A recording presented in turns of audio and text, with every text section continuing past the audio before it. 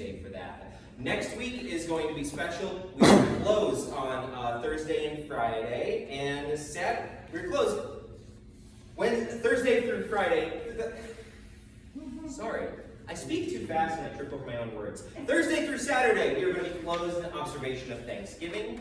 On the following Tuesday, the 30th, we have a social media marketing class. It'll be taught by the Carnegie director, Ms. Susan Crutchfield. If anyone has any interest in learning how to utilize Facebook, Instagram, or YouTube, and how to market yourself or your own Etsy business where you're crocheting, a lot of fun things from stuff you learned at the Carnegie, stop by and learn how to market yourself. We also have a lot of amazing programs happening for the entire month of December. Keep updated on the Newnan Carnegie website calendar. That's newnancarnegie.com/calendar, and figure out what else we have going on that you would like to see. For example, we have a National Popcorn Day. We have a Pearl Harbor Commemoration Day coming up. We have a whole lot of extra fun stuff. We've got Frozen sing-along for the kids or anyone who just really likes Disney's Frozen. We also are going to be showing we're going to have our 5th annual Polar Express party where people can come in, wear your pajamas, have some snacks, watch a fun movie. It's going to be great. And we also are doing a showing of The Nightmare Before Christmas as well for our young adults adults, because let's face it, at this point, I am legally an adult, and I really enjoy that movie too. So, without further ado, Hometown Novel Nights.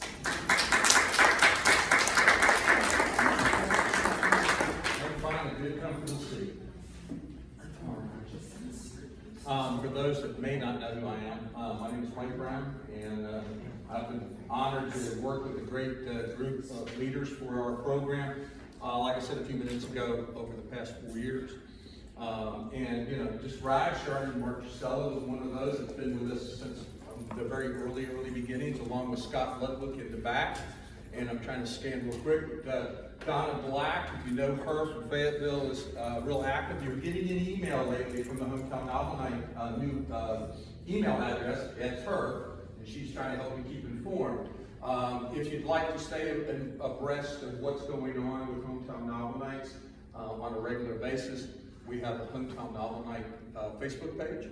If you just go to Hometown Novel Nights, it'll probably pull it up. The official tag is at WGA Hometown Novel Nights, and it'll automatically definitely push you up. And then I've got some exciting news to add to that as well. We encourage you to do that. The other thing that you can do is make sure that you fill out a drawing for tonight's door prize. And when you submit your email address on there, we'll make sure that you're on that email mailing that comes out at least once a week with up-to-date information about what we're doing and what some of the authors are doing and some information. Hometown Novel Nights has grown from just being an author panel program. We got great authors tonight, and I'm going to leave all that introductions to Scott back here because that's what he does the best. But we've also started an actual Hometown Novel Night writers group. So it's writers helping writers here in Coweta County and around the area. So the writers are not limited to Coweta. We got writers that come from Fayette County, we got writers that come from Troup County as well, to our online and our in-person meetings. So with that, I want to give you a couple of real fast updates because this is the last live program we're doing this year. December, we set aside for a Christmas party for us authors and our guests. And we're going to be rolling up the road to Warm Springs to enjoy a little food and a little bit of libation and a little bit of fun. So we don't have to have the pressure of appearing in front of an audience. So it's a good fun thing we get to do. So Jedwin, you, June, and Angela want to come back to go down to Warm Springs? You're invited, brother. Yeah, December 16th on Thursday night. All right, so with that all being said, so now we are planning 2022, and I just kind of want to give a very quick pointers on that. We will have our first bi-monthly program here at the Carnegie beginning January 20th. So it's always the third Thursday every other month. So it'll be January, March, etc. through the rest of the year.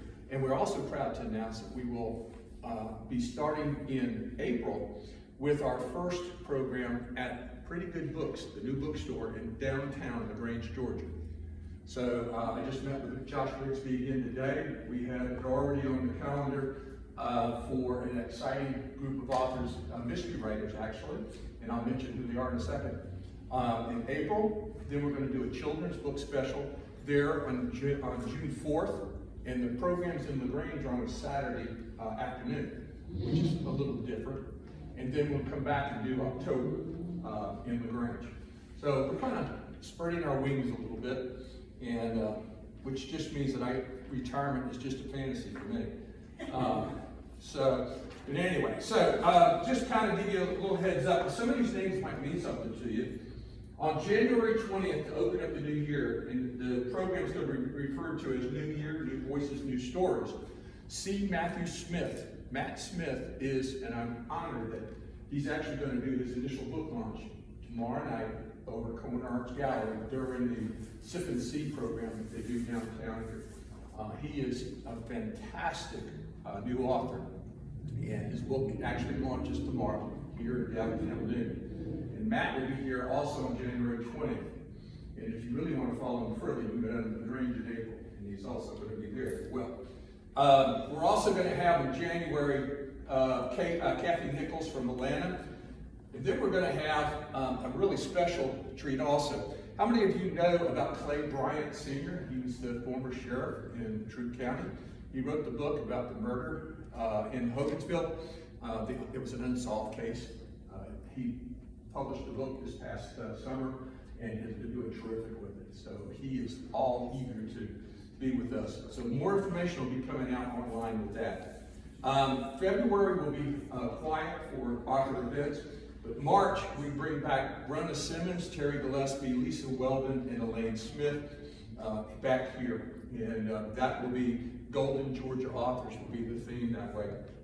And then our first event down in LaGrange will be in April, and that's Mystery, Murder, and Mayhem. And that will be Clay Bryant will be down there in LaGrange. His first book launch sold over 200 books down there, and pretty good books. Michael Namath, some of y'all remember him from earlier this year. He's been a part of our hometown novel in the past. A great mystery suspense writer and share publishers actually. And then Matt Smith will be there as well. And Angela McRae, which I'm working on trying to get to there. She doesn't know that yet, but I've got her penciled in to be there. So, because I know Alex likes to travel down to the Grinch. So. I have a note here that says check with Angela.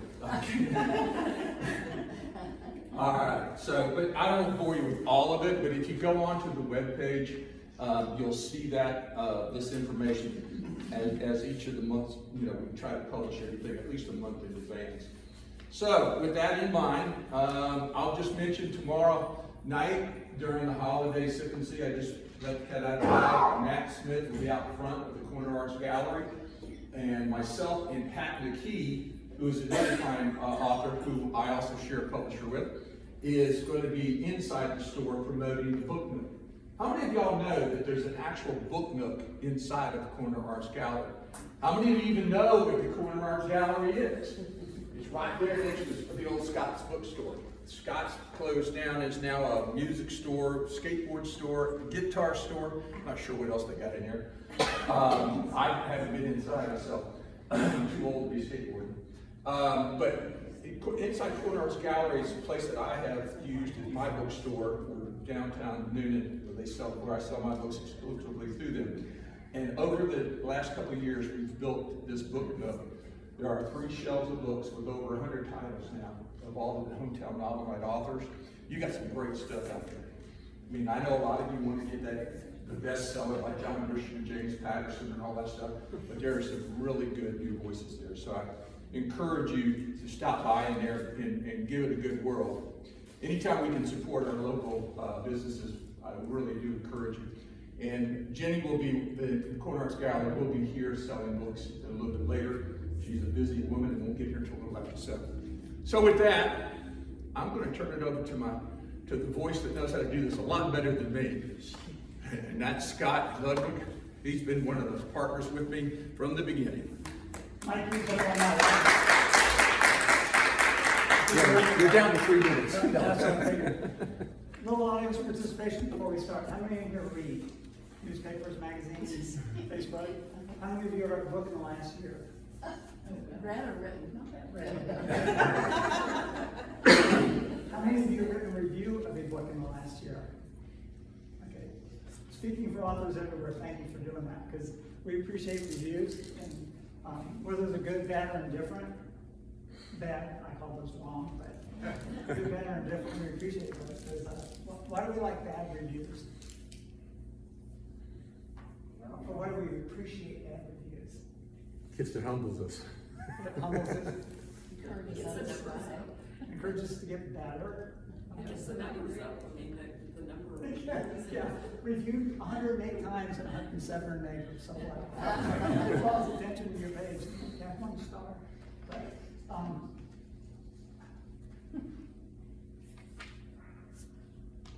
so I took it upon myself one time to put my own, I got some advanced reviews and put it on the back of one of my books. I was gonna read a couple of them.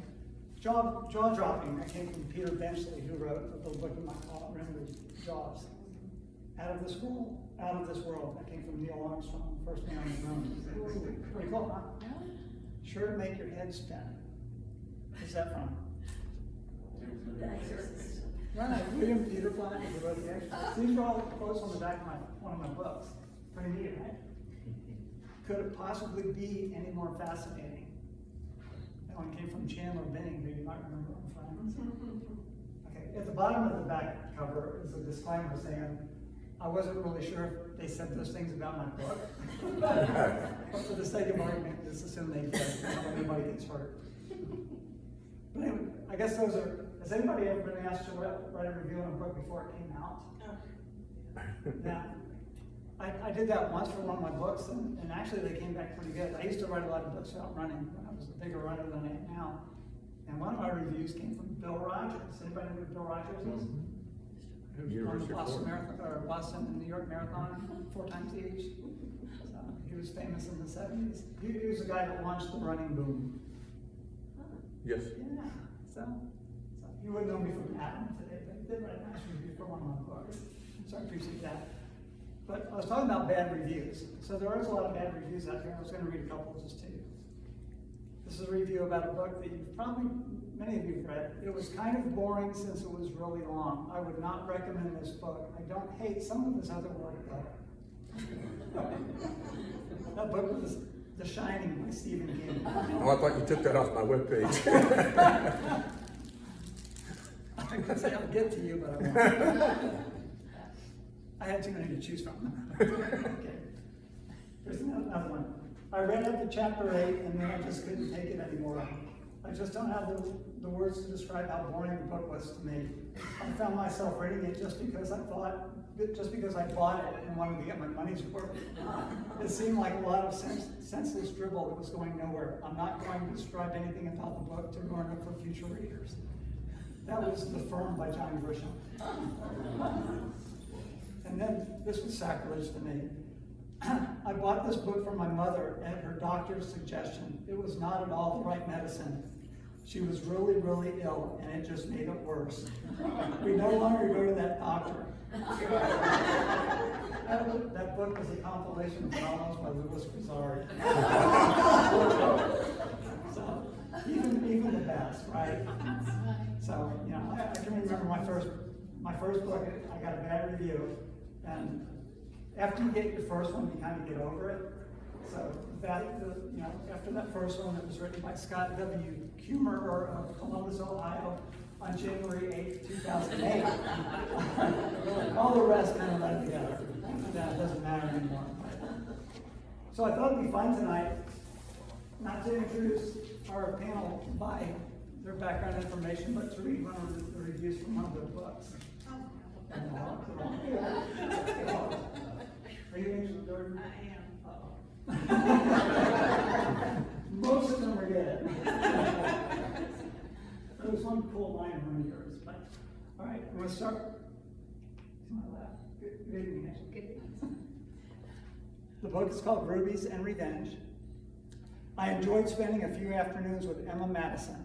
I thoroughly enjoyed Rubies and Revenge. It was just as good as the first book in this series. As with the first book, this is a great family-friendly mystery. Read it aloud, the whole family will enjoy it. I do hope there is a Junk and Joy Mysteries Book 3. I can't wait to see what Emma Madison will be involved with next. And a wonderful bonus are the 2 recipes at the end of the book. Yum. The author of the book, Angela McRae. Well, thank you so much, and what an interesting way to be introduced, and I'm personally relieved that it was a good review. That was much easier. Well, and I was happy that the topic tonight was Southern Living Stories, which I'm sure will have very different takes on what a Southern Living Story is, but I very much identify as a Southerner, although it dawns on me that I have become very good friends with some of my Northern friends. I'm looking at Claire over there from Boston, who brought me the cutest gift from a yard sale, by the way, because she knows I love it. It's over there in that bag of cake plate. And because I write about vintage things in my small town stories, mostly because vintage stuff means something to me. It's not just because I'm a hoarder or anything like that. My car's got stuff headed to Goodwill just like yours, you know. But I do like the fact that these things we collect often tell stories about our families, and especially at this time of year. If you're like me, you're pulling out your mom's egg plate, or you know, or you're baking the food that Dad always liked. Or do y'all have any of those kind of memories? Yeah. I do, and I think that really resonates with people. And I think for some reason that seems even more so in the South. I think maybe it's easier to share because we are, so many of us, from small towns. I grew up in a town even smaller than Newnan, McRae, Georgia. Does anybody know where that is? Hardly. Okay. When I was in college, everybody said, "Oh, that's where the liquor store is." That's what it was known for, and it's pretty much its key business today. I'm sorry to report it hasn't had a lot of growth there, but I had some, and still have some of the finest friends in the world from that small town. I loved growing up there. And so then when I moved to Newnan after graduating from college, it was to accept a job at the Times Herald, the newspaper here. So I wrote small town journalism for about 25 years. And that's where you really learn about your community. You learn by what goes in the paper, and you learn by what people tell you not to put in the paper. And those are the things I tucked away for the novels that I knew I was going to write one day. And so that's been a lot of fun to think of, okay, how can I hide this little tidbit that I know, and you know, maybe I promised somebody I would never print in the newspaper. I did, because I'm a woman of my word. But when I started writing cozy mysteries, just about 3 or 4 years ago, I thought, gosh, this is a great way to feature the small town Southern stories I so love. Because I've met so many wonderful people here in Newnan, and then of course I've got the family members like you all do who are crazy as a loon, and we have to do something with that. And so I thought maybe putting parts of them in my stories would be fun. And I wanted to read you a quote. Do any of you remember the old show from the 80s called Designing Women? Oh, yes. Okay, good. That was one of my favorite shows. I loved it, and one of my favorite characters was Julia Sugarman. You know, she was the high-end interior designer. Martha Ann probably remembers that well. She was an interior designer. And I just always loved Julia, and she could speak for me at any time. I so believed in the things she had to say. And one thing she said that always stuck with me was, this was a quote that she said on one of the shows. She said, she's talking to somebody named Ellis about crazy people in the South. Do any of y'all know a crazy person? Okay, and if you don't, maybe you are the crazy person. I won't ask for a show of hands, but here's what Julia said, and I'll say it to the best of my ability as Julia might have. She said, "I'm saying this is the South, and we're proud of our crazy people. We don't hide them up in the attic. We bring them right down to the living room and show them off. See, Phyllis, no one in the South ever asks if you have crazy people in your family. They just ask what side they're on." I always thought that was wonderful advice, but not long after I was married, my husband and I, my new husband and I, were having a conversation about this, and he said, "Well, which side of the family is your, are your crazy people on?" I said, "Well, we got crazy on both sides." And he just thought that was hysterical and said I should name my memoir that one day, Crazy on Both Sides. And but I've really pondered that a lot, and to me that is one of the funnest things about the South. And I'm sorry for you northern folks like Claire and Anthony back there, but I just think we have a better quality of crazy person in the South. I blame it on the humidity, partly. I think, if you're not doing crazy stuff long about, say, August 27th, something's just wrong. And so there are so many fun, crazy Southern stories that I will never run out of material. And so I tried to incorporate a few of the minorly crazy things into my cozy mysteries, because they are sweet little mysteries that I want the family to be able to enjoy One of my favorite authors is Jan Karon, who wrote the Medford Mystery, not mysteries, but small town stories, if you know those. I love that they just sort of take you back to a kinder, gentler day. I think the world's got kind of crass and mean, and I'm trying real hard not to be part of it. I don't always succeed. But I think, you know, if we can be nicer to people and share the good stories, maybe we're helping make the world a little bit better place. So that's one thing I hope to do with my small town Southern stories. The other thing that got me very interested in writing cozy mysteries is because I learned that the authors can sort of insert some of their town's features into their fictional town. And so my junk and jewelry mysteries are about a former reporter, kind of like this former reporter, only she's much younger, hipper, smarter, you know, all the things I wish I were, but am not. I don't really wish I were younger. I wouldn't take anything for the gray hair, and I've earned every bit of it, let me assure you.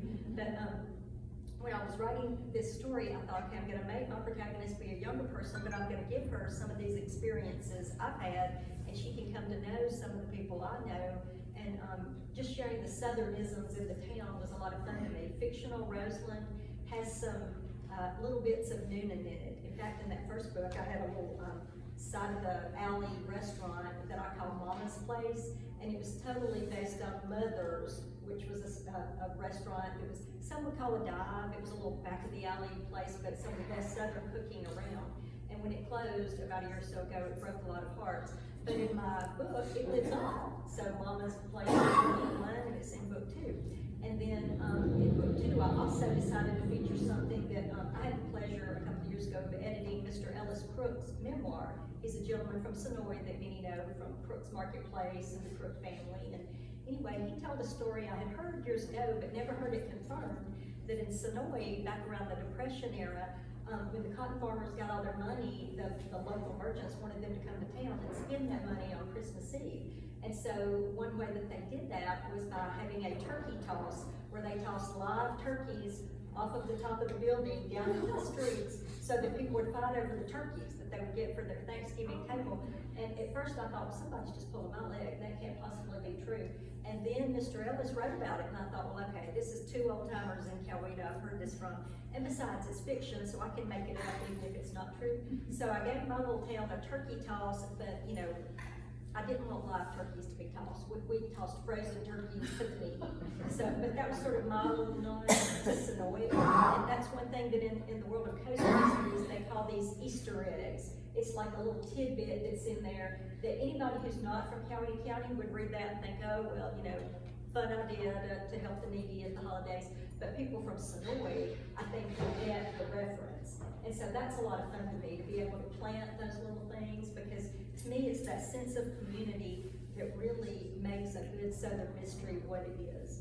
And so I enjoy reading them. I enjoy reading the ones that are darker and more gothic. In fact, when I joined the publishing house that my traditional mysteries are with, I met a girl named Kelly Gamble, and she had written and became a USA Today bestseller with her book called They Call Me Crazy. And I was a little concerned because I strongly identified with the main character who ends up bashing her husband over the head with a shovel. And there were just so many things. She's supposed to be nuts. And I just thought everything she said made perfect sense. So it kind of made me wonder, was she crazy or am I crazy? And that was just real. And my husband got a little nervous when I told him that I felt that way about the book, as you might expect. But he's learned to accept that. And he's met Kelly. She's a nice person, and to our knowledge, has not beaten anybody over the head with a shovel. I think she's probably got bitter, but she has not yet. A terrific writer. And so anyway, the Southern Gothic of her stories was just a pleasure to read. The final thing I want to say is that, you know, it's that sense of community to me that gives a Southern story that spark that makes it Southern, whether it's the small town happiness or the small town gossip or the small town crazy character. But I enjoyed them all. I love writing them. I love reading them. And I hope that the authors here will be sharing a lot more, because I brought my notebook, because I'm always learning from my author friends. And so I'm ready to take notes now. So there you go. Thank you so much.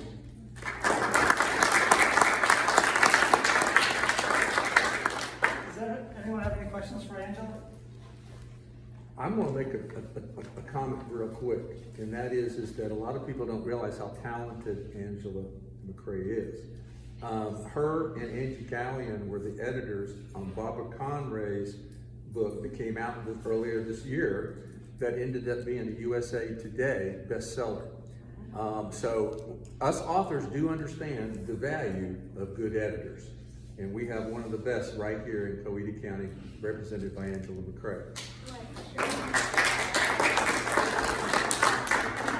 Do you still write for the Newnan serial? No, I left to start a freelance business about 8 years ago, and I started writing books, and then I do some social media marketing for local companies, but I'm trying to get more and more into the, Yeah. my writing, as we all are.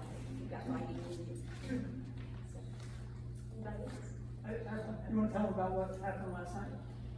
Oh, sure, this was fun. I also wrote, because I like all this vintage stuff, last year I thought it would be really fun as my pandemic project to write a vintage Christmas cookbook. This is where I used all those vintage recipes from yesteryear, cornflake candy, peanut butter balls, do y'all remember all that stuff, haystacks? We got chow mein noodles and covered them with butterscotch chips, and nobody makes that stuff anymore. We make these highfalutin 12-layer cakes and Food Network. I'm like, no, just give me that butterscotch chip and the haystacks, and I'm good. I'm a real low-rent kind of Christmas sweet eater. Anyway, I compiled all these into a cookbook, filled it with pictures of my vintage Christmas, old Santa Claus dolls and little tacky plastic ornaments, but I love them because they're what I remember from my childhood. Anyway, the Sonoy Area Historical Society chose that book as what they call their Cook the Book book. Each month they choose a book and everybody puts one of the recipes in it. And it was so fun. It was such an ego trip to show up and see everybody. It's almost like going to your own funeral. Except much nicer, I understand.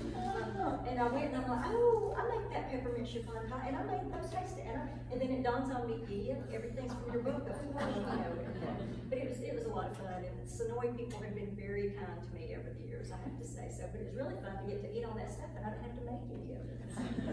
Yeah, lots of fun. And I'm giving away one of those cookbooks tonight, by the way, which I'll happily sign for anybody. So be sure and enter your email address. Alright, you ready? Sure. Alright, this book is called Twinkle, a Memoir. I started reading this book on a Saturday morning. I had important things on my to-do list that day. Little did I know, those to-do list items would have to wait because I literally could not put this book down. I stayed home and turned the pages and did nothing else. I felt such deep sympathy for the central character. I must tell you, some of the subject matter is disturbing. Sorry. It is. The smart, vibrant child endures terrible mistreatment, but she is an intriguing character, being the clever, insightful, and resilient soul that she is. You fall in love with her and anguish for her. Durden's writing style is thoroughly engaging. I am certain I will never forget the story. I finished the book Saturday evening. Twinkle transported me into the author's psyche that day, and I'm a better person for it.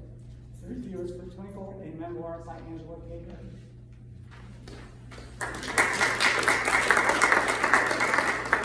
And I don't even know who that person was. It's not like a friend, wrote it, because you can tell you who your friends are that write stuff, but this was not. This was a total stranger, so it's like, yes. Twinkle, a Memoir. I think it's available as an ebook now, but I've actually got the updated book on the back called "This Little Light of Mine." The Twinkle continues because while she came from the warm side of the small town tracks, I came from the bad side. My stepfather was a wanted criminal, and he was the drug pusher wherever we went, and bad things happened all the time. And so when I write my stories, I've got some crime novels and stuff like that, a lot of this stuff I'm going, I can see that happening because, these sorts of things. So, but to bring you up to date on the memoir, This Little Light of Mine, my journey through life has always been a spiritual journey. And I was born and raised in Georgia, metro Atlanta area mostly, then we moved to the mountains and here and there and yonder and that sort of thing. We stayed on the run a lot. But once he got old and was ready to settle down, then we weren't on the run anymore. But I had always said that we would go to these people's houses. They'd invite us over for Thanksgiving, Christmas, and I do not understand what I'm seeing happening in in this house. People are happy. Nobody's giving somebody the eye that, you know, I'm like, you're gonna get it when I get home because you did something wrong. People were hugging. They were saying hello. They were acting, and I did not know what to do. So, I did have a spiritual need though. And I would go to church and me and my sister, we just walked to church and pick one wherever we were. And it just, there was always this streak of God in my life. That until I got divorced, I was 52 when I got divorced. And then when I was about 53, 54 is when I said, I've got to figure out how I got here. How did I get here in my life? Mother of two, grandmother of two, divorced, very happy to be divorced, very just needing to concentrate on things, but I didn't know what. So that's how the memoir came to be. I just started writing down little tiny vignettes of things that I'd always remembered happening in my life. And then I put them in chronological order and I said, okay, what do they all have in common? And that's when I found out that what was in every story somewhere was God had been looking after me my whole life. And I did not realize it. And here I am in my 50s, and I'm realizing God has been looking after me when I didn't even know He existed. This was a huge, huge deal for me. But my editor said to me, Angela, this book is a very hard book. I said, I can't do any more. This is how it's going to be. So 5 years passed, and I realized what was missing. And what was missing was the setup at the front to let people know that it turns out well. You know, all this stuff this little girl goes through. I wrote it in second person, you know, when you were 7, when you were 8, when you were, as if I was telling myself my own story. So all the things that went through this, I realized people needed to know up front that, see, turn that well. Now I get the get-togethers like that. You know, I can go into a room now, and I'm happy to see people, and I can hug them, and I really, really mean it, and I get it. This is a huge, huge thing. So then I brought, at the end of the book, I brought up, you know, because mother figures in it, siblings figure in it, all these sorts of things. We're all born and raised here in the South, except for my stepfather, who was French Canadian, moved to Buffalo and Lauderdale, and he found his way with my mother when I was young. But I guess what I'm saying is that I did not grow up in the South. A lot of people think of as the South. They think of it as this genteel, you know, family-oriented thing. We were not family-oriented. I just got back in touch with a cousin that the last time I saw him, I was in 4th grade.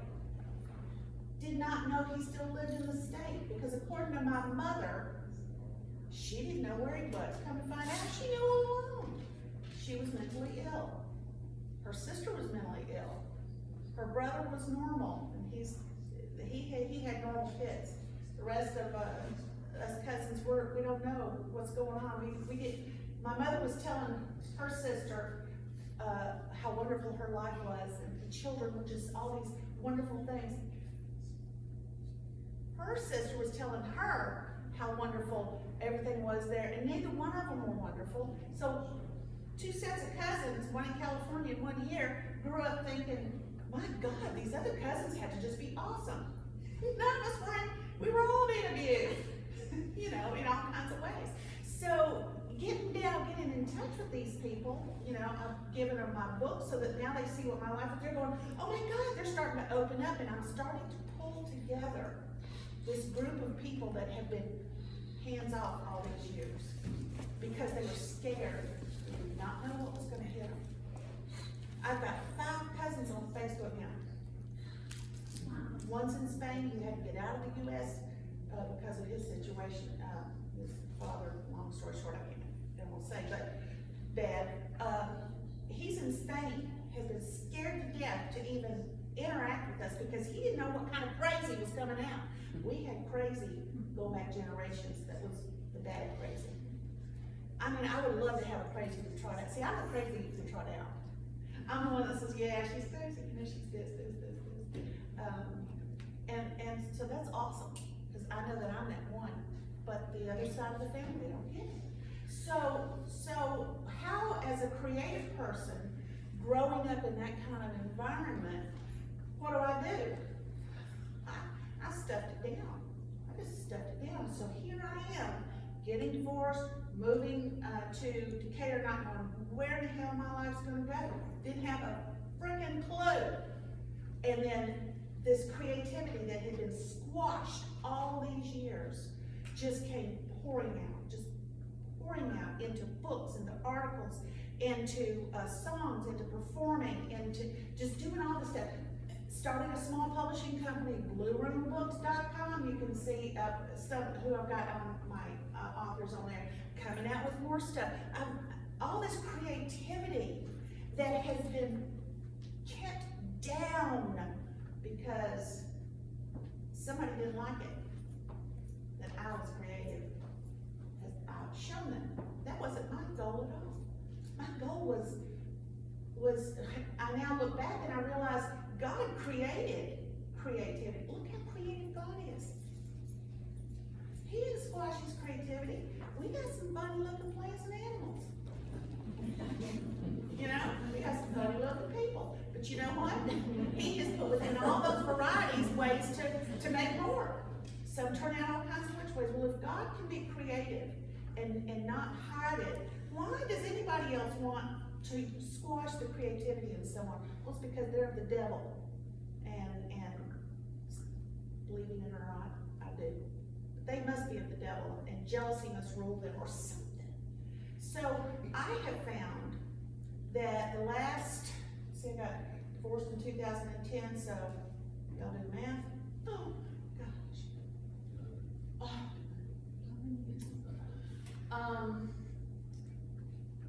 I am at a stage in my life where I don't really care if someone's opinion of me is bad. I don't care if they dislike me. All I care about is, am I honoring God in the way God needs me to honor him? Do I bloom where God has placed me? Well, I always have. I just did not know it was God placing me in these places. I now see that. And sometimes you don't know these things until you get of an age and you look back. And that is what writing that, what now I know is a memoir, turned out to be, is this deeper understanding of myself, my place in God's purpose, and my ability to honor that, even if somebody doesn't want me to. Now, that being said, I have written a bunch of crime stuff too, and I've written some cozies. And I think I've got I bring in a lot of stuff from characters based upon a lot of people I've known through the years, and then I do things with them. So I know there's been, you know, some folks say, it's never gonna happen. Well, it did. Or it could, or it has. And so that's I don't, you know, I just do it. You gotta be true, especially in fiction. You have to be absolutely honest in fiction. You cannot lie in fiction. You can make up a story. I'm not talking about plot.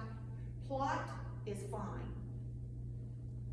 Make up the most outrageous plot you can. Think Orson Scott Card. Anybody know about Orson Scott Card? The Ender series of books? Well, if you don't know about him, you need to read him. There is no battle station where they're teaching children to fight the buggers. It doesn't exist. We don't have what do they call them, hegemony, a hegemon that's over the whole earth, that's all intent to fight the buggers that are coming to get them. There is no such thing as time travel. There is none of this. And yet, his books are more honest in the reactions of a human in that situation. And therefore, a lot of people who had to go to war, and a lot of first responders, when they read these books, they go, oh my God, he gets it, he's writing about my experience, because he's being honest. So anytime I write any fiction, I don't try to play fast and loose with human nature. I don't try to force a character into being something they are not if it doesn't work. If all of a sudden I'm reading it and I'm going, you know, what is it I don't like about this? It's usually something about the character that is now not true. And I thought it was gonna be that way. So in fiction, truthfulness of human nature is an absolute must. You cannot cheat that reader out of having that experience. In nonfiction, you better have the facts correct. You can have any opinion you want about it, but you better be able to back it up, you know. Nonfiction's all over the place, so I won't go into a lot of that, but I think that's all.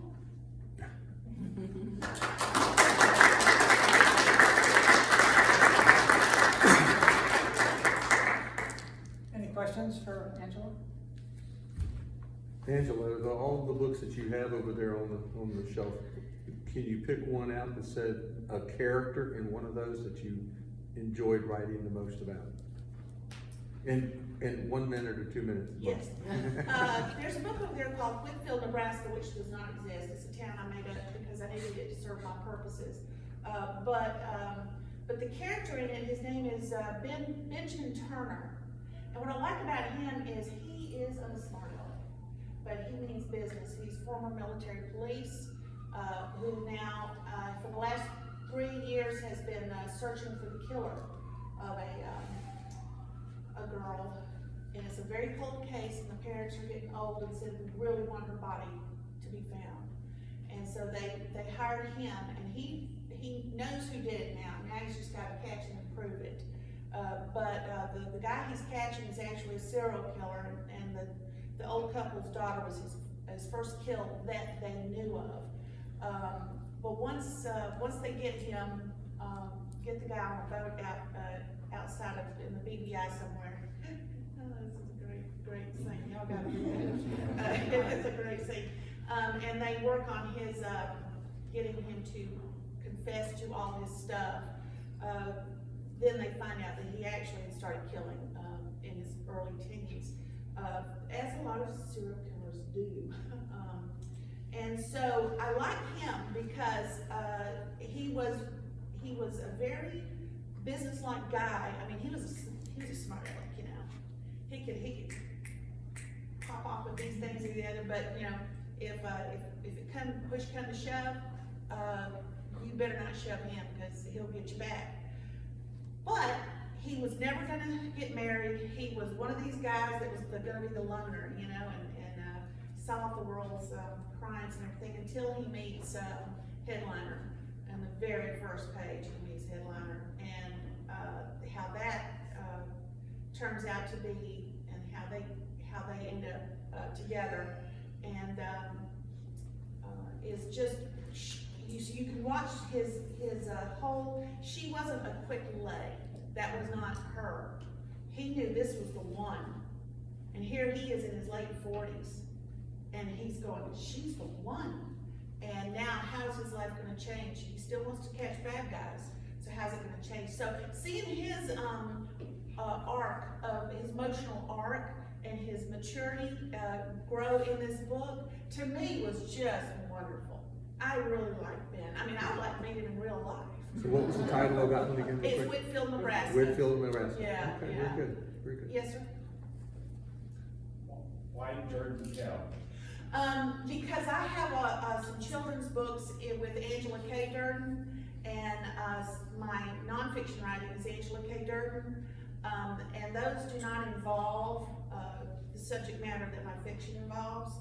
And so I wanted to separate those two names, so I took my married name, Durden, last name, and my maiden name, Kell, and and just, swapped them, cause I'm Angela Kell Durden, and so I just turned it into Durden Kell, and it sounds, you know, like it fits that kind of, murder and mayhem and catching that guy stuff, you know, so. Thank you. Thank you, Angela. All right, this book is called A Marine and a Journalist Walk into a Bar. A Marine and a Journalist Walk into a Bar clearly is no one-line preface to a joke. No, this is another Jedwin Smith page-turner that belongs in everyone's bookcase. It's in mine. It's an effortless read that expertly paints a picture of the author himself, who combines a tough Marine Corps persona with his award-winning career as a storyteller, tending to gravitate toward good old boy and a little rougher on the edges subjects. I can relate. In being Smith's trainer and partner in Crime in the Requiem for a Paperweight chapter, we're going to talk about that tonight. Yes. I could be biased as a nearly lifelong buddy in reviewing his latest work, but this isn't someone propping up his pal's book. I speak from experience with a man having walked his walk without the genius, of course, for a few short years early in his career. The book clearly defines who Jedwin Smith is and always has been. Let me steal a passage from the book describing one of Smith's subjects, former NFL coach Jerry Glanville, who checks every box for whom the author really is. For starters, Glanville preached the devil be damned, knocked the jocks off mayhem, and happy hand grenade football, what he called living life on the edge. A combative mindset that called for relentlessly attacking the enemy until you flat out worn down. That's Jedwin Smith. That's a Marine and a journalist walked into a bar. That's another award winner. Jedwin? Yeah. You mentioned crazy. I'm Irish. I was born into a very, very dysfunctional Irish family. I'm the oldest of 6. My dad was a Marine in World War II, Guadalcanal, Tarawa, Saipan. It really messed him up. That's where I learned how to fight. Was probably 2 years old. I was getting bounced across the bedroom for putting my hand on his shoulder when he was asleep. He thought I was a Jap, and I paid a price. But anyway, I'm the oldest of 6. We are a Marine Corps family. I knew 2 things. I knew sports, and I knew how to hurt and break things. In 1971, I've always asked, how did I get into journalism? I said, you know, as far as the Marines were concerned, they called off the war in 1971, took 1st and 3rd Marines out of Nam. I was discharged. I became sports editor at my hometown newspaper. That's where my bride was born or raised. Because I was 25, 26 years old at the time, I was starting behind. I had to get to the top quick. So I virtually worked 7 days a week, all right? 2 years I was won a number of small newspaper awards.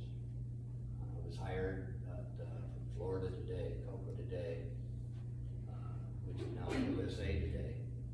I was hired as a high school editor. I had that job for about 2 months. Then I became college editor because I wrote a story about Florida State. Then I became an NFL writer. Towards the end of that season was my first initial introduction to Atlanta. We covered, obviously, in Florida, we covered the Dolphins. And so I was so excited. I was going to get to cover my first NFL game. My job was the opposition.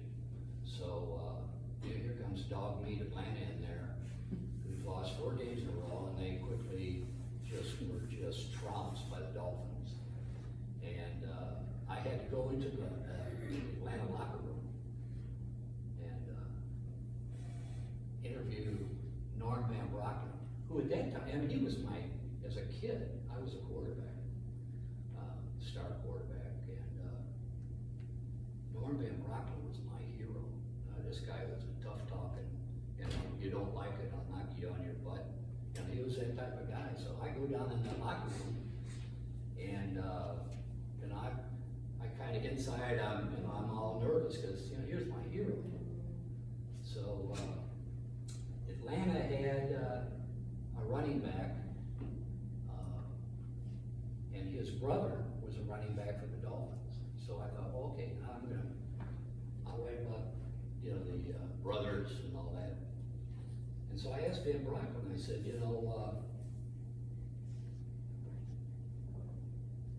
I wanted to say your dog meat running game, but I didn't. I thought, I said, you only rushed for 34 yards in this game.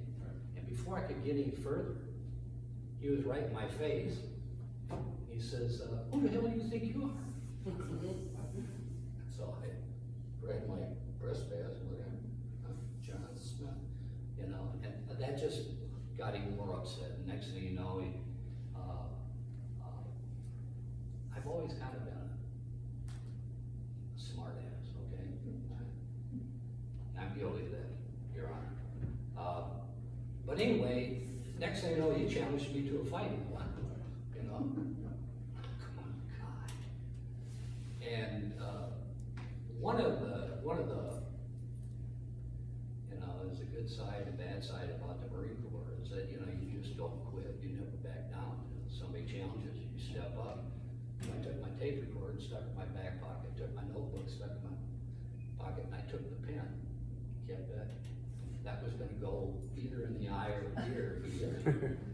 And next thing I know, I'm being hustled out of the locker room, and he's yelling, "Don't let the door hit you in the ass on the way out."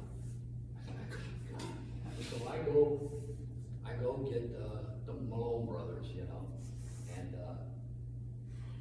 then I go up in the press box and I start working on the Malone story. And my sports editor comes in, he goes, "Oh man," he says, "I just heard that Van Brocklin just threatened to kill some sports writer down there in the press room." He says, "You know anything about that?" And I go, "Yeah, that was me."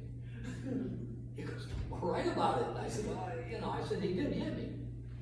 That doesn't matter. Well, yeah, long story short is, the next morning when the Falcons came back to Atlanta, Van Brocklin did the same thing at a press conference. He challenged the entire room. He was fired on the spot, And anyhow, that's a story that's in the book. But what really set everything off, that was in 1973, I believe it was, 1973. I was still, I'm many former things. I'm a former Marine, a former alcoholic, a lot of things I'm not today, all right? It's because I walked the line, like Johnny Cash says,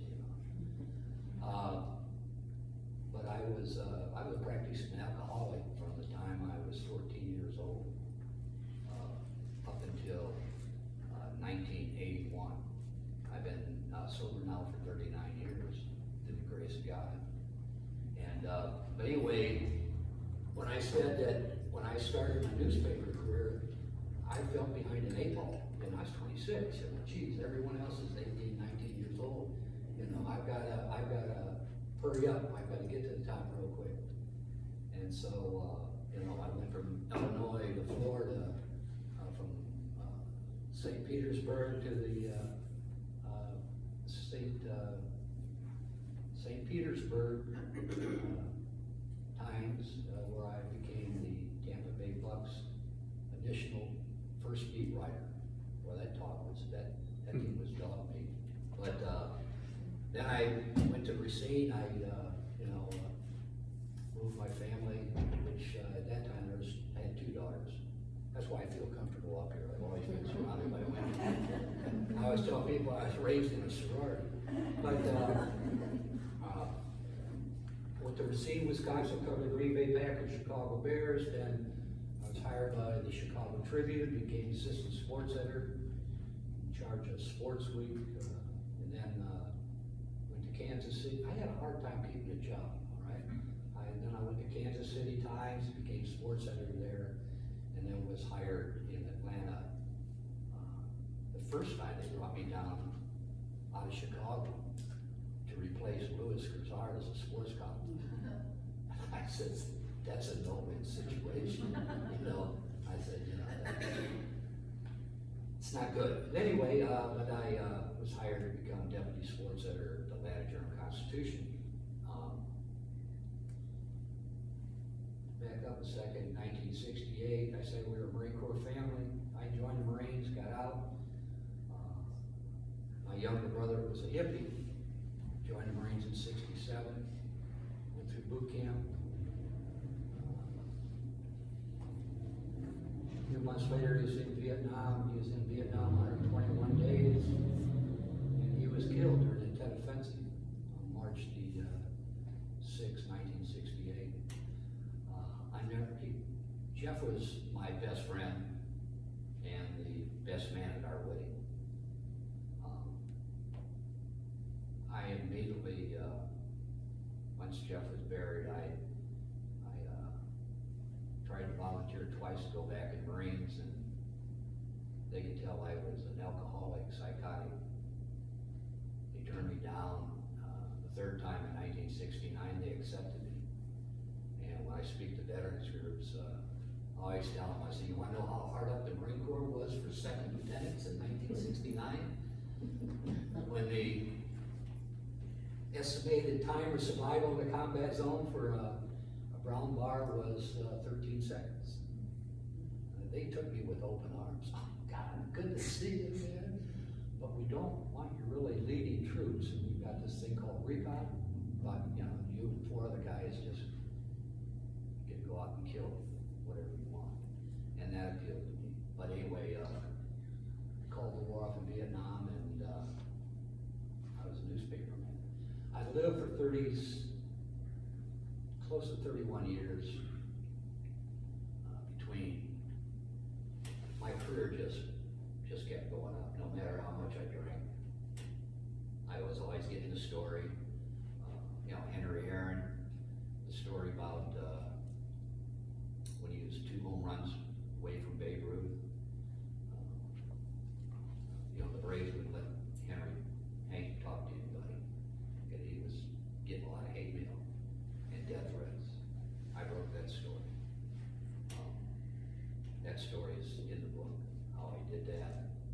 I did it at a bar. Turn around, the guy sitting next to me is Eddie Matthews, the manager of the Braves. We start talking back and forth. And long into the night, after I can't don't know how many beers, I turned to Eddie and I said, well, I hated you guys. He said, why? I said, well, I raced in Chicago. I said, you know, I seen the Cubs play the Braves, you know, they were the Milwaukee Braves at the time, you know, 12 times. I said, I never saw the Cubs beat you guys. And I said, either you hit a home run, or Hank Aaron hit a home run, or you know, I said, Warren Spahn pitching, and Lou Burdett pitching, and Bob Buell. I said, you know, God. I said, but the day before I went to the Marine Corps, my wife, or my bride, she was my girlfriend at the time, said, surprised me, got a ticket. My surprise gift was tickets at County Stadium in Milwaukee for the Cubs and the Braves. And I tell Eddie Matthews, I says, yeah, Eddie Banks hits a 3-run homer in the 3rd inning. I says, Ron Santo hits a 3-run homer in the 6th inning. I says, you know, we finally won. I says, the next day I'm in San Diego being terrified by a Marine Corps DI who was, you know, ready to pull my eyeballs out. But anyway, and Matthew says, you remember that stuff? I said, yes, I'm a baseball fan. He goes, what are you doing tomorrow? I says, well, I'm riding home in defeat. He said, you be at the ballpark at 10 o'clock in the morning, make sure Henry talks to you. There's a story that needs to come out. And that's how I got the story. You know, getting drunk with Eddie Matthews. And my sports editors wouldn't believe that. How'd you get that story? Oh, I'm good. I mean, I walked in demanded, oh, Hank's gotta talk to me, the heck with everybody else. I got hammered with Eddie Van. So, and that, my career went like that, but I lived almost 30 years, as a functioning alcoholic, and, married with 4 daughters, living in a sorority house, with one overriding thing. I lived to the day I could find the guy who killed my brother. I was gonna kill him. You know, I'm not afraid to say that. It's not, you know, I go, you crazy? Okay. So, anyway, in 2000, I found, on the internet, the guy who's the Marine whose arms of my brother died, right? And I ended up finding the other 7 Marines who survived in the company. 66 Marines were killed in a 54-day period out of Fox Company, 2nd Battalion, 4th Marines. There's 8 survivors. Traveled the country, found all 8. Went to Nam. You know, and if you wrote, see, I write nonfiction, all right? I mean, I have a hard enough time with nonfiction, you know, or with fiction, but trying to do nonfiction, it doesn't equate to me. But this story, if I tried to write this as fiction, it would just be turned around. This doesn't happen. The NBA, or North Vietnamese government, gave us permission to go back and walk the same areas Fox Company walked in March and April of '68. This is one condition, is that you'll be led back by a government official. I said, okay. Guy turned out to be Duan Tuan. Turned out to be the company commander of K-300, which was a crack PC unit that laid ambush the day they killed my brother. Turned out later, it was on who killed my brother. As soon as he found out who I was, he turned absolutely white. I don't know if you ever seen a brown skin, light brown skin Vietnamese turn white. This guy turned white. And I didn't kill him. I had an incredible on-cue that day. But anyway, it's, I've been all over the country, all over the world. If I wasn't writing sports, if I wasn't climbing into a boxing ring with Mike Quarry to do a first-person story to let the readers know what it's really like to get in a ring, he beat the hell out of me, let me tell you. But I won an award, and that's what I was after. I won this award. That's what got me to St. Petersburg, you know, from Coke to St. Petersburg. When I got to Atlanta, I started covering the wars. I've always been restless. I went to Beirut with the Marines after the BLT blew up. Nominated for a Pulitzer. 2 years later, I went to Africa. Hooked up with an Eritrean battalion that was fighting the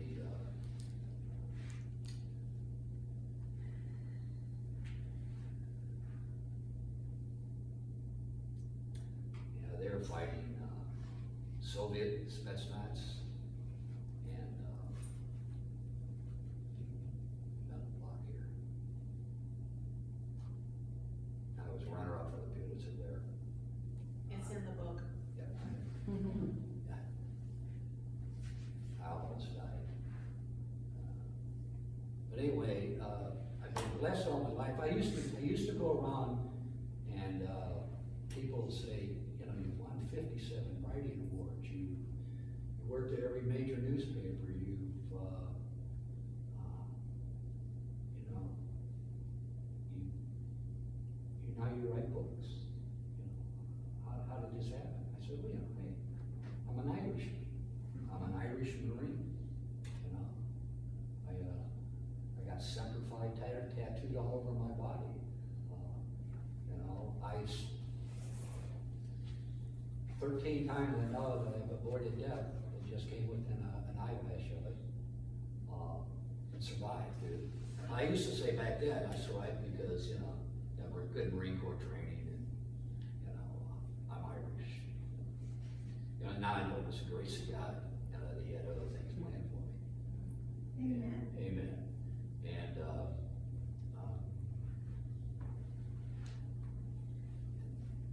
if you want to know how to spend COVID, you know, when COVID hit, I was sitting there at home, and I had a number of people say, you know, you have so many stories, why don't you just kind of put those down? I thought, who want to buy that, you know? And, but anyway, I started, stories, and all of a sudden, wow, I started bringing out the scrapbooks and going, and all of a sudden, what was a very dismal time, you know, oh man. All of a sudden, I was back in, you know, 18, you know, I got a boot camp stuck in there, you know. I got, I'm 22, you know, I'm sitting there going nose to nose with Norm Van Brockman. I relived my youth, you know, it was, man, next thing I know, COVID was over, and I got another book. And what really surprised me is people bought it. You know, they said, these are great. Well, that tells you how much I know, anyway. I never professed to be the brightest bulb in the lamp, but it's always good. The hardest thing with me, you ask me a question, I never know when to stop, so I always think somebody Well, we'll make this let me just say here that, Jedwin's last two books, were published by my company, Blue River Books. One is I Am Israel, which, if you really wanna know what's going on over there, you should read. And then the second one, a Marine and a journalist walk into a bar. So I was very, fortunate to be part of that creative process and putting it all together and being right there on the ground, seeing how his mind works, and it's just something for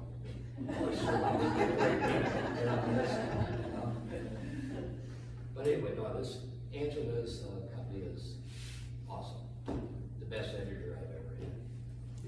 And like my first book was Mills Lane biography, that was Crown Publishing, you know. Get a big advance. The second book, did I ever tell you about the Atosha? This is how you learned how to scuba dive? This is, you know, like here, it's one of the 250,000 silver pieces of eight we brought up in 1985 off the Atosha. You know, I went down there, the newspaper sent me down there because, boy, you did a great job in Beirut. Man, go down there and just, you know, chill out. I ran across Melfish, who I never knew who he was. You know, tells you how smart I am. Anyhow, he took me under his wing. I wrote a story. It was page 1 of the AJ's Atlanta Journal-Constitution. Next thing I know, the publisher says, I want you to go down there, go back to Key West, become a member of that dive crew, live on the ocean, be a pirate. He didn't really say that, you know. Find yourself in Kauai and just got spread around, you know, look at all the babes going, oh, are you a diver? Yeah. Oh, but anyway. Well, I wasn't supposed to say that. But anyway, and I started with these stories. You know, I wrote Fatal Treasure, which got a call 8 months ago. Canadian producer, and it's going to be either on Showtime or HBO, 2 seasons. All right, so I like to say that's because I'm an Irishman and a Marine. No, it's through the grace of God. It's but anyway, you know, I wrote Fatal Treasure, Crown Public, John Wiley and Sons, the biggest publishing company in the country, and Our Brother's Keeper, which is the story of finding the man who killed my brother. Our Brother's Keeper. used by the VA for vets coming home with problems. And that was published by John Wiley and Sons also. But the best publisher I've had has been Medford Book. What can I say? But anyway, that's my story, I'm sticking to it.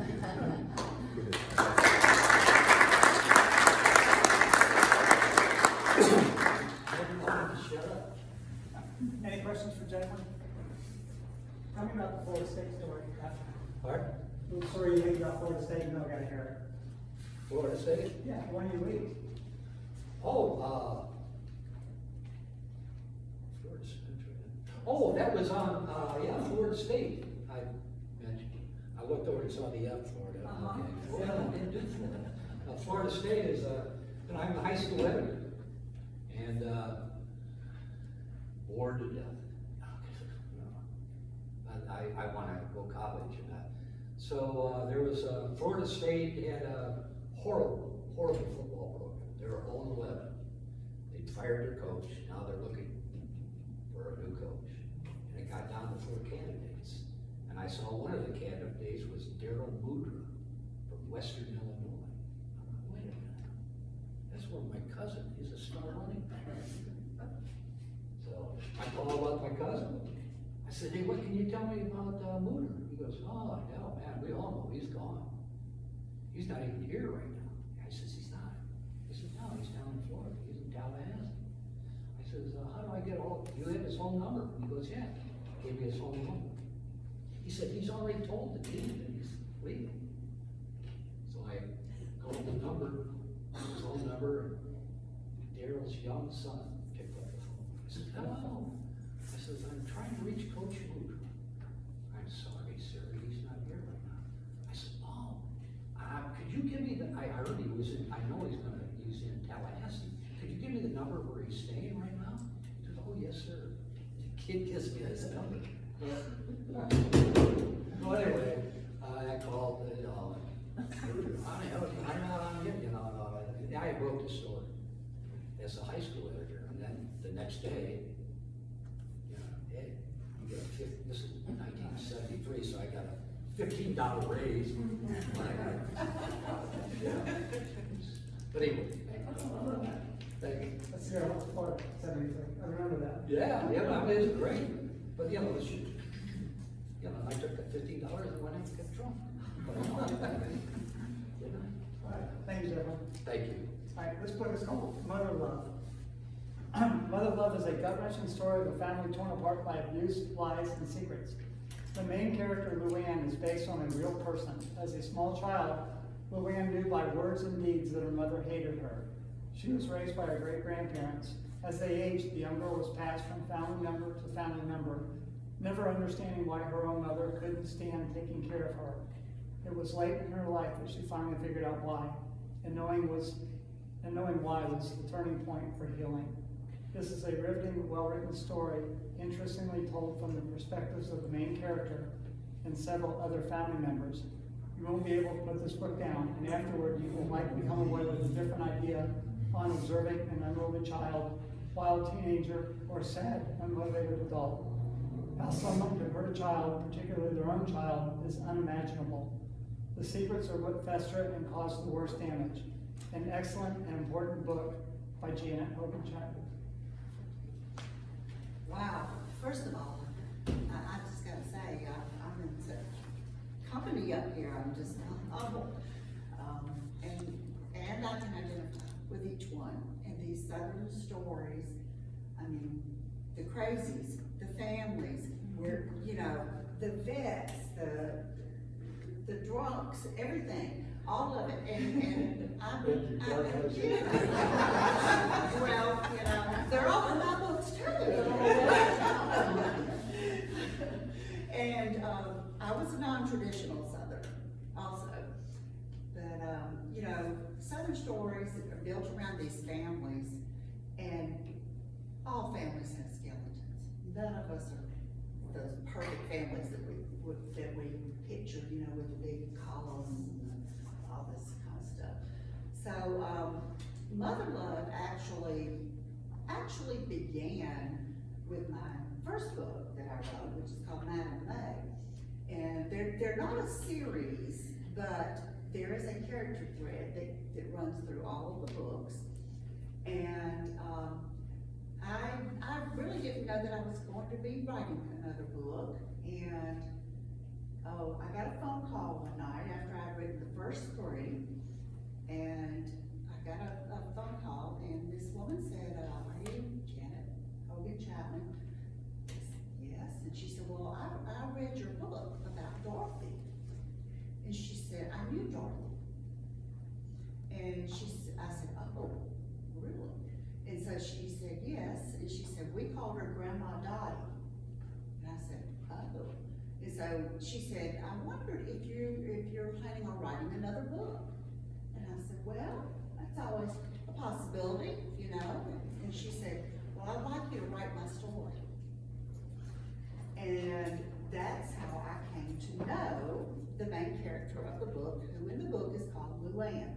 And I'll probably slip up and call them by their real names, but, you know, I did change all the names, and I had her sign all these disclosure things and liability things and all this stuff, because some of the stuff that came out was just truly unreal, but it was real. And so, you know, those stories are all there. So are these nonfiction? And Well, you just change the names to protect? Well, they're based on true stories. I can't call them nonfiction because I had to make up the dialogue, I had to change timing on a few things to make it flow as a story, and that kind of thing. And that really actually started in the first book too. And you know, Southern people are all about your people. Who are your people? Where are your people from? And so that's kind of how I got started with this, and doing genealogy research after I had retired from one career. I've had many. Again, the Lord has just put things in my path and led me from here to here to here to here to here. And I have a whole long list of jobs that I've held, but God has had his hand in all of them. And each one has built upon the other. And I've always been a writer. I wrote poems and little ditties in elementary school, won an award for a poem I wrote one time. And in high school, which was during the 60s, I was on the team board for the AJC, and you know, had a couple of articles published in the paper. It was on my high school paper. And you talk about the genealogy and all the family and connections. I'm actually related to Clark Howell, who was over AJC for many years, and Joel Chandler Harris. And so, you know, anyway, I could go on and on about it. But leading up to Mother Love, my grandmother, who the first book is about, Madam May, that was my grandmother. She had, my father was an only child for many, many years till he was a grown man. And when he was about 21 in the early 1930s, his mother went and he said, she asked him to take her to downtown Atlanta and take her to this specific address, and she got out of the car and she went up to his house, and she came out and she had a baby in her arms. Now this was the Depression, and you know, again, in certain levels of society, it was not unusual for people to give away babies or sell babies. You know, if they were poor and they didn't want another mouth to feed. Well, somehow she got this baby, and that baby was raised as his sister. She eventually learned, you know, of course, that my grandmother and the man she was married to by then were not her real parents, and she didn't know who her real parents were, and nobody knew who her real parents were. My daddy didn't know, and he was the only child, so unless, you know, somebody in the family knew somewhere, you know, unless they did, none of us ever knew. And so I was raised with this mysterious aunt, and we never knew where she came from, who she was, and as a young woman, she got married young, and had children, and you know, just some bad stuff that happened, and she was not a part of our lives. she'd come around every few years, you know, and just show up out of the blue. But anyway, her name was Dorothy. So there came the second book, Dorothy May. And then, after that is when this other woman called me and said, you know, we called her Grandma Dottie. Oh, I said, oh my. So, anyway, it turns out there's a connection. So, in Mother Love, Luann is not a blood relative of mine, but she is a relative, through marriage. So, Dorothy's son, her one surviving son that I finally found through all this research. I'm a researcher, I love to research. But, anyway, so I finally found where she had died. I didn't know if she was dead or alive, and finally found that she had died. I found her one surviving son, and he filled me in on what had happened the last part of her life, and that was her story in Dorothy May, which is a good story, but ends up good. She was married to a man who is one of the main characters in Mother Love. And actually, I met this man one time when I was a very young child. I can just barely even remember it. And you talk about stories. So you've got this woman that has no idea about her parents, where she came from, anything. She was raised by a woman who was a morphine addict and a murderer. And then she ends up married to this guy that is a one-armed man. You know, so I mean, the story just keeps getting more and more, you know, gothic. But and she said, I want you to tell my story. And so as she started revealing the story, oh my gosh. And actually Dorothy's son had given my sister and I a couple of little tidbits about this man and things that had happened in his family. And so she asked me to write her story, and it is, it's, I guess, you know, the thing now, trigger warnings. It has some very upsetting things in it, with child abuse, incest, all kinds of things. So she did not know for most of her life who her parents were. She knew who her mother was, but her mother never wanted her. She said, I knew, the first words she said to me after what I consider writing another book, she said, well, I want to tell you my story. And I said, okay. She said, I never could understand why my own mother couldn't stand beside of me. Well, I mean, that's a hook right there, you know. And so she started to tell a lot of her story to me. And I don't want to give the whole thing away, but she was, a lot of the things he said in the introduction, she was passed around. Her mother was in and out of her life, but in the end, it ends up as a positive thing. And again, she said, through the grace of God, you know, something happened to her, like you said when you found the man who killed your brother. You know, something happened to her that helped her to see that her mother truly did love her. It was never evident to her until her mother was gone. But once she found out the truth of the story that had happened, she said, now I realize, you know, she did love me in her own way, in the capacity that she had. She herself was damaged from abuse and different things. So, you know, I don't want to give away the whole thing, but that's kind of what happened. And so there's this train, you know, through here of damage that's done to some of us as creative people and trying to rise above that. I recall as a child saying to my mother, my family was very working class. My mother worked all of her life. I was never one of those leave it to beaver families. My dad was a blue collar worker. My mother was a blue collar worker. You know, she wanted better for her children and worked so that we could have better. But I can remember saying as a young child, oh, I want to be not when I grow up, I don't know, a singer or a movie star or something famous, you know. And she said, oh, people like us don't get to be things like that. Interesting. And So that phrase, that people like us, who are the people like us? Who are the people like us? And, you know, so that's kind of been my journey in life, is finding out who are the people, who am I? Who am I? And I think that has been a part of my journey in having so many different careers. I've been a pediatric physician assistant. I've been a caterer. I've been a school teacher. I've been a costume character. I've been a writer. I've been a director of schools.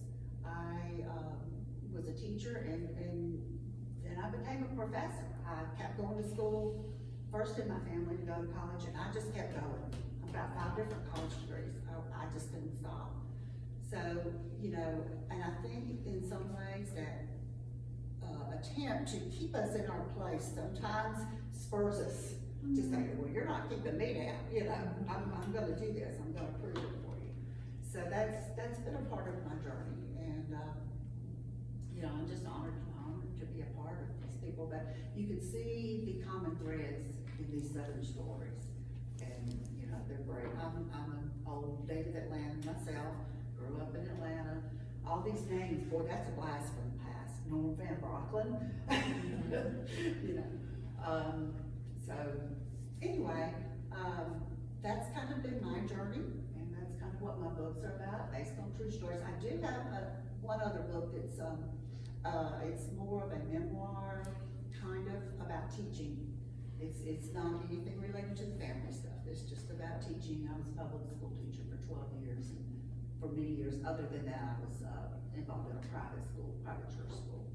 So, I forgot that, I've been a minister on the staff of a large Baptist church, preschool minister, children's minister.